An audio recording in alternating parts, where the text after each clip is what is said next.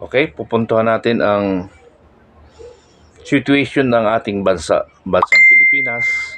Bakit nagkagulo ang mga political leaders between Marcos and Duterte? Tingnan natin muna ang background nito.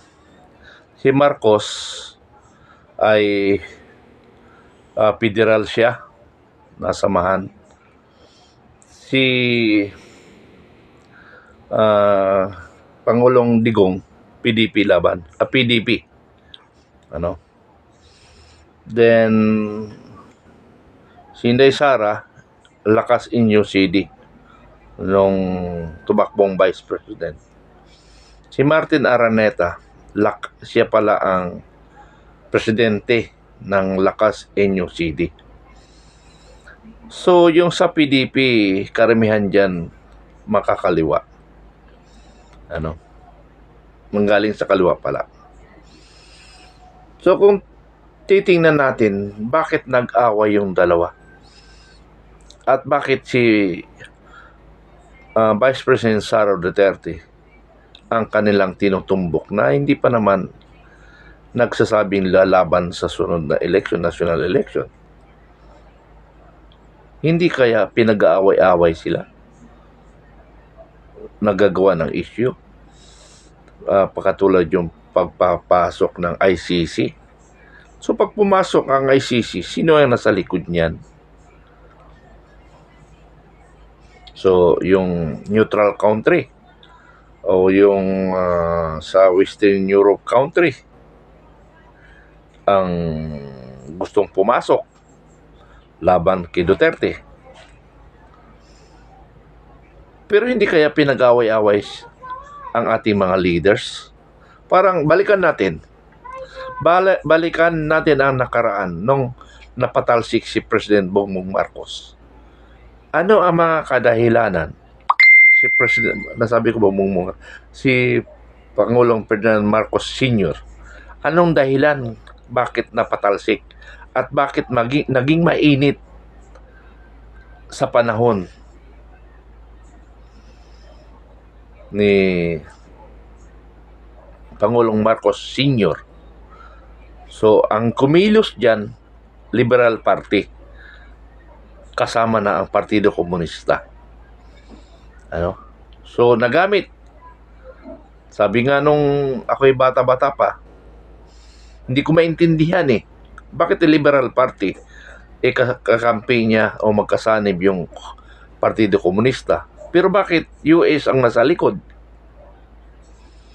Yun hindi ko maintindihan noon bakit US ang nasa likod. So, balikan natin. Paano napatalsik si Marcos? Paano napatalsik? Dahil nga maraming sunod-sunod na rally, bagsak ang ekonomiya, babagsak ang ating bansa.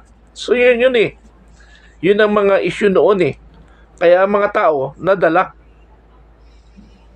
Malakas kasi ang Partido Komunista, nadala ang tao na babagsak daw ang ating bansang Pilipinas. So, kumilos tayo. So, kung napipicture nyo ang nangyari kay Pangulong Marcos Sr., di ba parang parehas rin ngayon sa Junior ang sitwasyon, ang gulo, na may mga talagang opposite leaders o opposition. Pero kay Marcos Sr. noon alam naman natin kung sino nasa likod. Kaya bumagsak.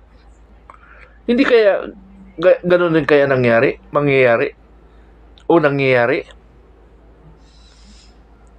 Hindi kaya na-realize rin ng bawat isa.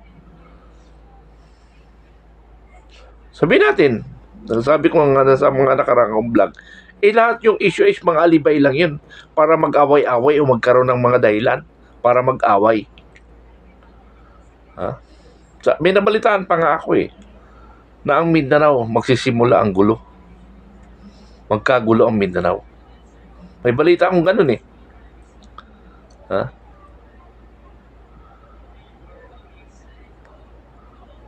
na tapos sinundan pa ni Pangulong Duterte, hihiwalay ang Mindanao sa Pilipinas. Nako. Pero ang ating kapatid na Muslim brother, malaki rin silang influensya kung paano ang ating bansa. Sabi nga natin, o sabi nila, o base sa history, sila talaga may-ari ng Pilipinas na napapasukan lang ni Magellan. Although maraming part ng Pilipinas na kontrolado ng mga Muslim. Pero naging Kristiyano, so dito na tayo sa Kristiyano pag-uusap. Pero malaki ang impluensya ng Muslim sa sitwasyon. Ang pinapangarap ng ating kapatid na Muslim ay matuloy na yung federalism.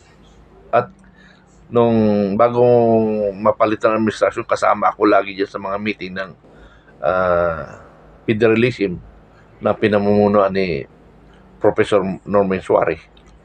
Pero ngayon buhay pa yan, hindi pa yan natutulog, buhay pa siya eh. Ano? So pinapatuloy pa rin lang maging federal talaga ang ating bansa para ang bansang Moro talagang tuloy-tuloy na hiwalay na sila. Ibig sabihin, mayroon ng kanya-kanyang patakbo ng kanilang ekonomiya. So, tingnan natin ang susunod na kabanata kung ano ang mangyayari. Kung magkasundo ba kaya sila Duterte at saka Marcos. Tingnan natin. Kasi may mga move ang mga political leaders. Tandaan ninyo, si Martin